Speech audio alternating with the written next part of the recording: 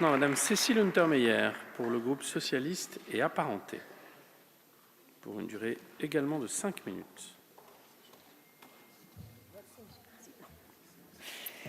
Monsieur le garde des Sceaux, Monsieur le Président, Monsieur le rapporteur, mes chers collègues, le présent projet de loi entend renforcer la confiance dans l'institution judiciaire. C'est un doux euphémisme que de parler de confiance, tant le lien entre la justice et les citoyens s'est étiolé et exige sa restauration dans le respect que l'on doit et à l'institution et à ses acteurs. Des points positifs de ce texte, je retiendrai l'enregistrement et la diffusion des audiences qui répond au souci légitime de faire connaître le fonctionnement de la justice. On a confiance dans ce que l'on connaît et montrer la complexité des mécanismes d'un État de droit, c'est important. On admettra toutefois que la justice a sans doute d'autres priorités et que l'ouverture des conseils de juridiction partout en France aux citoyens et aux parlementaires serait un élément d'information et de dialogue plus sûr et moins coûteux. La limitation à 2 ans de l'enquête préliminaire, cela a été dit, constitue une avancée dans les droits des justiciables. Les magistrats pointent cependant l'absence de dérogation pour les enquêtes financières complexes et le fait que cette réforme ne s'accompagne pas d'une augmentation significative des moyens et des personnels. L'expérimentation des cours criminelles départementales courra donc jusqu'à la date initialement prévue, soit fin 2022.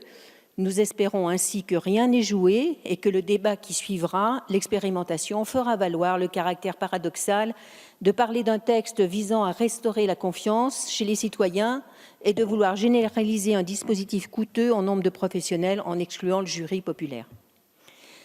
Le devoir de vigilance, dont le Sénat manifestement se méfie, relève de la compétence du tribunal judiciaire de Paris. Ce dernier traitant des questions relatives à la violation des droits humains et du préjudice écologique, il doit être le tribunal devant connaître ces litiges et non le tribunal de commerce. Merci, Monsieur le Ministre. S'agissant des prisons et du travail des détenus, le recours à un contrat d'emploi pénitentiaire est un signe positif pour l'insertion. Reste à attendre que le travail soit développé au cœur des centres pénitentiaires. Enfin, concernant la déontologie et la discipline des professionnels du droit, je me réjouis de la mise en place d'un collège de déontologie auprès de chacun des ordres des officiers ministériels. Il s'agissait d'une recommandation principale de notre mission flash menée avec Fabien Matras. Ces dispositions sont là non pour instiller le doute sur ces professions, mais insuffler une culture déontologique que nous devons promouvoir partout et dans les professions du droit en particulier. Les usagers sont demandeurs et attendent d'ailleurs sa mise en place avec impatience, soucieux de pouvoir s'en remettre à un collège échevelé. Merci à ces derniers d'avoir joué aussi la carte du changement. Des réserves aussi importantes sur la réforme de réduction de peine. L'intention s'entend, mettre en lien la réduction de peine et la bonne conduite. Mais d'une autre manière, il nous semble que c'était déjà le cas. Et ce nouveau système, il faut le dire, n'emporte pas l'adhésion des professionnels. Il fait d'ailleurs l'objet de réserves du Conseil d'État. L'automacité n'est pas actuellement de droit. Les crédits sont retirés en cas de mauvaise conduite et l'appréciation à la carte du juge d'application des peines va générer des disparités de traitement entre les détenus et complexifier une tâche ardue. La tension dans les prisons est redoutée dans un contexte de surpopulation carcérale qui revient.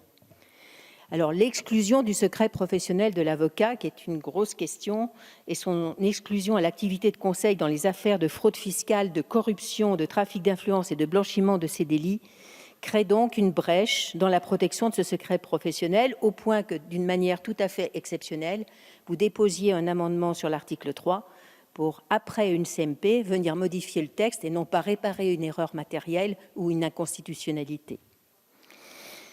Nous avons déposé un amendement, un sous-amendement à cet article 3, qui est un amendement de clarification. Vous le savez, Monsieur le Ministre, vous avez le choix de mettre en discussion ou non ce sous-amendement. J'espère que dans un souci de respect de notre travail parlementaire et du caractère exceptionnel que revêt cette discussion, nous pourrons en discuter. Nous vous en remercions par avance. Enfin, la confiance dans l'institution judiciaire qui manque dans nos territoires relève de la justice civile absente de ce texte. Le coût, les délais et la question de l'exécution du jugement doivent être réinterrogés. C'est sans doute la plus importante critique, ce qu'il n'y a pas, c'est-à-dire la réponse au malaise grandissant qui fait que les justiciables se détournent de la justice civile et un regret que le pénal occupe toujours autant de place dans nos textes en débat. Les discussions vont encore d'ailleurs tourner autour du pénal. Mais le quotidien des citoyens est d'obtenir réparation d'un contrat de vente frauduleux, une décision dans une situation sociale complexe, un jugement de divorce et aussi l'exécution d'un jugement même tardivement rendu, d'un délai court et de frais réduits pour obtenir justice sur une affaire qui est celle de leur vie. Mon groupe majoritairement votera contre ce texte. Pour ma part, je m'abstiendrai. Je vous remercie, Madame Untermaier. La parole est monsieur